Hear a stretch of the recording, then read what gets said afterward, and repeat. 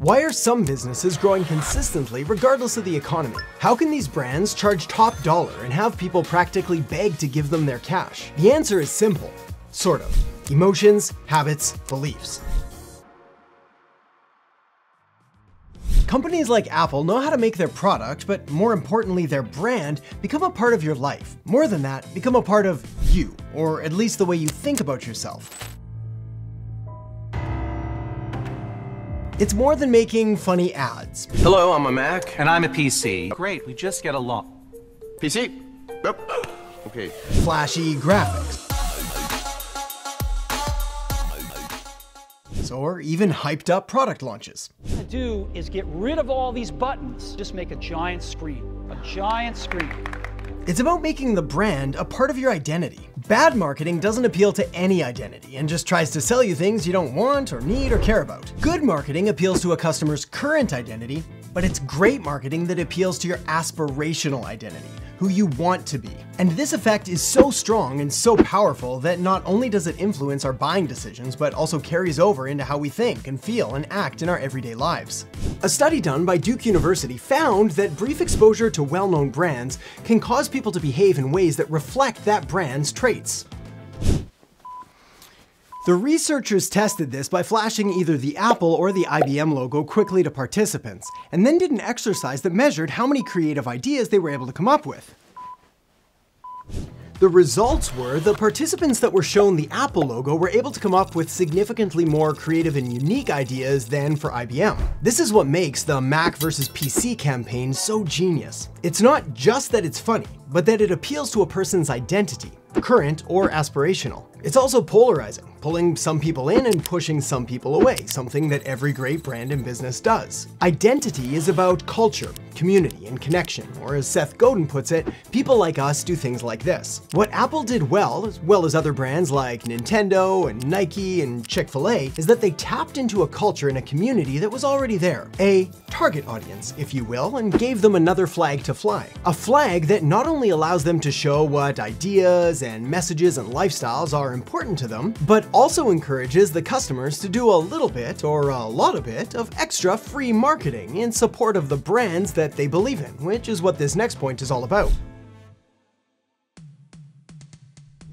We, as humans, use other humans in order to decide what to do and what to like and what brands and businesses to buy from. The fancy psychological term for this is the mimetic theory of desire, and it's basically how we're programmed to want things when we see other people showing them off in a way that looks cool or interesting or amazing. And we think, hey, I want that too.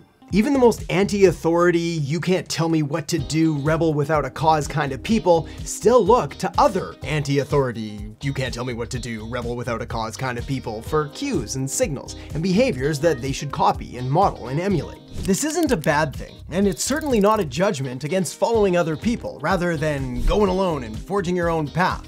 After all, this behavior has been evolutionarily hardwired into us, as in the past, the people that forged their own path often ended up not making it to the other side. I wouldn't go that way if I were you. But you are me. The key then is learning how to harness this power by stacking the odds in your favor and going out of your way to show more people using your business, products, or services and loving every minute of it. In marketing, we call this social proof, and Apple does an amazing job of this. Think of the old white iPod earphone cord or the new white AirPods. Think of Apple logos on the back of laptops and iPads and iPhones. And all of these exposures to hundreds, thousands, millions of little Apple logos are proving that this product is popular and people love it, and you should too. But even smaller brands and businesses can still take advantage of social proof by sharing customer testimonials and case studies and reports and reviews. Anything and everything that shows a potential customer that other people like you as well. If you want to take it a step further though, and I highly recommend you do, you're definitely going to want to use this next psychological principle everywhere and anywhere you can. Did you know that people are more likely to choose an average, mediocre business where they know they're going to get average, mediocre results, rather than taking a chance on a new business that looks promising but where the outcome isn't quite as clear or guaranteed? This is because people hate losing. They don't like taking risks, and they're afraid of looking dumb or silly, or dare I say even stupid, for having made the wrong decision. The scientific term for this is loss aversion. It essentially shows how people feel more pain from losing than they would from winning the exact same amount. So people often make decisions to avoid losing rather than prioritize making a gain. There's an old saying that's been around the business community for pretty much ever now that says nobody ever got fired for buying IBM. Essentially saying that you don't want to take a chance here, just go with the safe bet. Sure, we might not be as cool or amazing or fancy as some of the other guys, but we're safe and reliable and essentially very boring. Perfectly, amazingly average. But wait a second, isn't one of the keys to marketing success to try to be different and new and unique in order to stand out and differentiate yourself from the competition? Yes, but not at the expense of safety, reliability, or results. Let me give you an example that ties all of this together, as well as elements from identity, social proof, and loss aversion. Let's say one day I get a message from a buddy who says he's going skydiving later and asks if I want to come along. Seeing as I consider myself a relatively open-minded person who's open to new experiences and adventures, I say yes and decide to go along with him.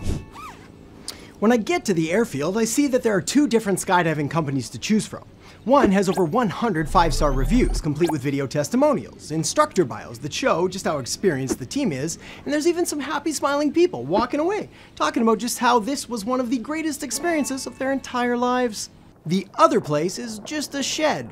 Not even a very nice shed. Instead of an airplane, it looks like they're using some kind of catapult system to launch you into the sky. Now, of course, by this point, my mind has already pretty much been made up with which company I think is the better bet. But it's this next point that really seals the deal, which is how the first company talks about the lengths and crazy ridiculous amounts of safety precautions they're going to take in order to ensure our safety and survival. I mean, there's training and then checks and then more training and more checks, so much so that it would be unreasonable for me to consider that something could ever go wrong.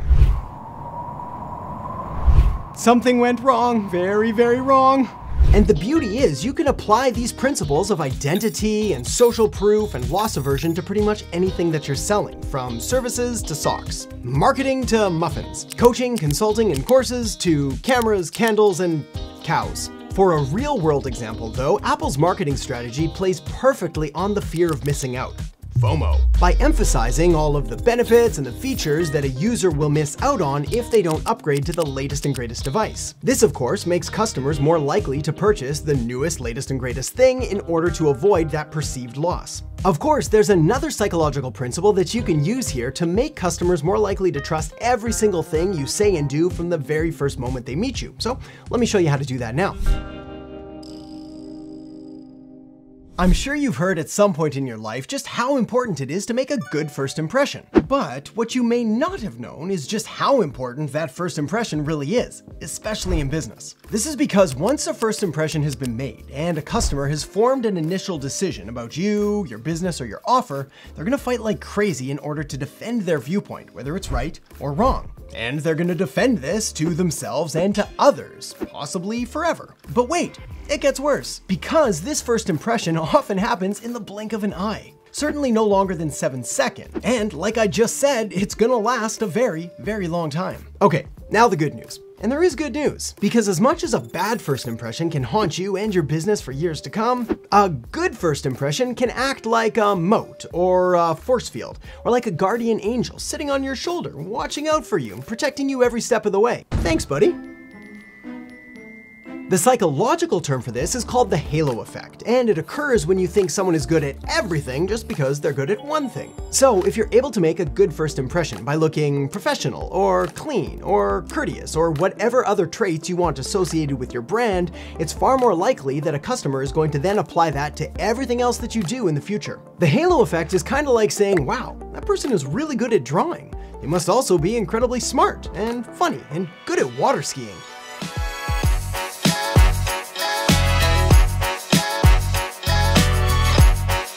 But there's another thing you can do in that all-important first impression stage 2, which is not only going to make customers love you more, but is also going to enable you to make a whole lot more money. Let me tell you a story. I was staying at a hotel last month that had a super fancy coffee shop with all kinds of different exotic coffees from all over the world. Anyway, the first thing that I saw when I walked in the door was a blackboard with the daily specials written on it. And front and center, written in big bold writing, were the words Peaberry Coffee, $28 per cup. Yep, 28 bucks for a cup of coffee. What a crazy world we live in. That's pretty much all I could think about as I was waiting in line. I mean, how can a single cup of coffee be that expensive? Who spends 28 bucks on a cup of coffee? I wonder what it tastes like. Should I try it? I mean, for market research purposes.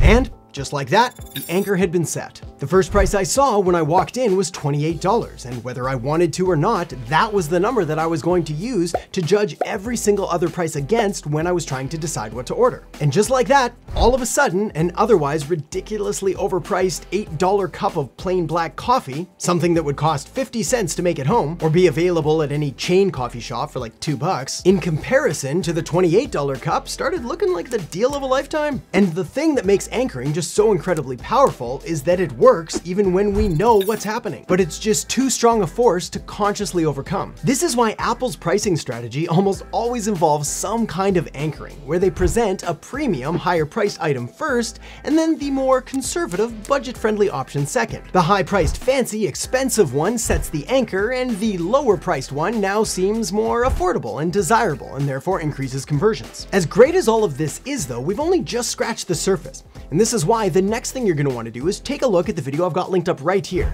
which is going to give you 15 psychological marketing triggers to make people buy from you. So make sure to tap or click that now, and I'll see you in there in just a second.